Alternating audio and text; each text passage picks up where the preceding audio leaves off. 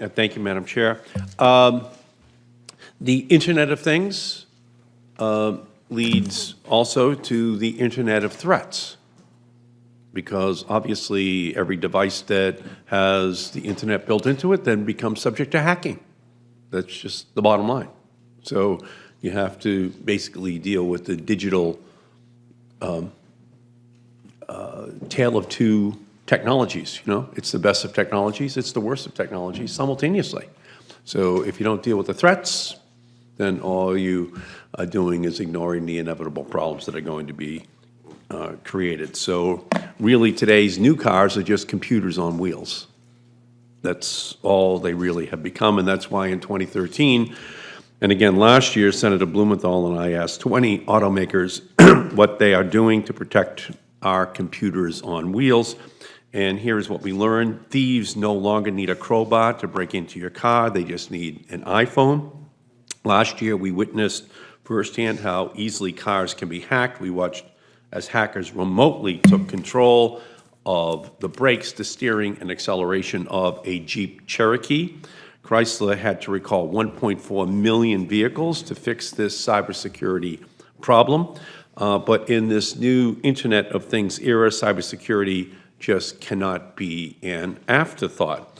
Rather than addressing cybersecurity problems after a hack has occurred, we have to ensure robust cybersecurity protections are built in to these technologies right from the beginning. And that means that we need enforceable rules of the road to protect driver privacy and security. And that's why I introduced legislation with Senator Blumenthal, the Security and Privacy in Your Car Act, or SPY Car Act, that directs the National Highway Traffic Safety Administration and the Federal Trade Commission to establish federal standards to secure our cars and protect our drivers. So for all of the panelists, please answer yes or no. Do you believe that cars should have mandatory cyber security standards, including hacking protections that protect all access points in a car, data security measures that prevent unwanted access to all collected information, and hacking mitigation technologies that can detect, report, and stop hacking attempts in real time? Dr. Edelstein. Definitely, yes. Yes. Okay. Mr. Davis. Definitely yes. The one thing I would add is I think it's important to define what we need to accomplish to address the things that you described, but also to allow technology to evolve quickly. But if it evolves and it's still not installed, we should mandate that it's installed. We should, yes, we should define requirements to ensure these things are secure. Mr. Kass. Yes, we need the appropriate controls, but I agree we need to do it in a very balanced way that doesn't kill innovation. Innovation's like a whack-a-mole, right? You try to beat it down, it's just going to pop up someplace else. So we really need a mechanism of ensuring that if we're going to put controls in place, that it's not offsetting the innovation that's about to take place, but rather helping it and making sure it thrives. Right. But haven't you found over the years, Mr. Kass, that if people can get away without building in the protections against hacking or privacy, that they just do it to save money? People never cease to amaze me. Thank you so much. So it's not just whack-a-mole, it's just whack a bad person. Well, no, I was speaking of innovation. We can't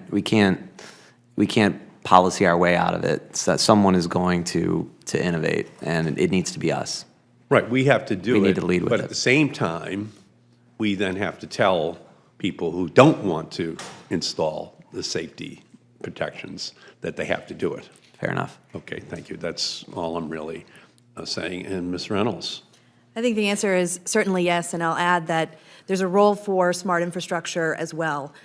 One of the few benefits to having started our connected signal system in the 80s is that it's all hard fiber and it's virtually unhackable. There will be a role for infrastructure to manage not just the hacking, but the 12 or 20 different vehicle software technologies that are out there. But again, I didn't get the correct answer Yes. from the auto manufacturers. Thank you so much. I mean, seatbelts good, but not just yet. You know, airbags good, but not just yet. Okay, we just want the technology to evolve a little bit more. So when, oh Lord, will you put those seatbelts, those airbags, those hacking protections in? Mr. Monje.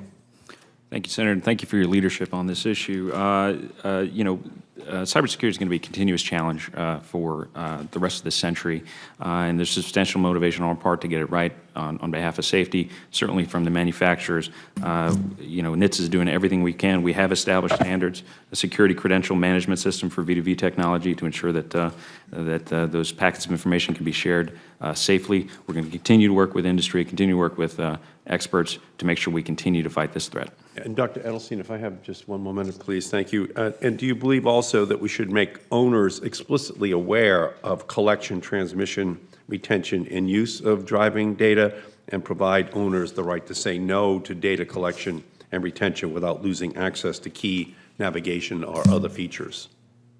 Yes. Yes. Mr. Davis? Yes. Yes. Mr. Kass? Yes, and just generally speaking, with all of the information that's going to be available, this concept of opting out, I think, is important. Excellent. Thank you. Ms. Reynolds? Yes. Excellent. Yes, sir. It's very important to only collect the information you need and make sure consumers know what they're sharing. Thank you. So I think that's a great balance here. It's not all good. Like any other technology, there's the bad as well. And we just have to make sure that we build in the protections at the same time that we build in the opportunities. And if we do that, then I think we've discharged our responsibility as policymakers. I thank you, Madam Chair, Mr. Ranking Member, for this very important hearing.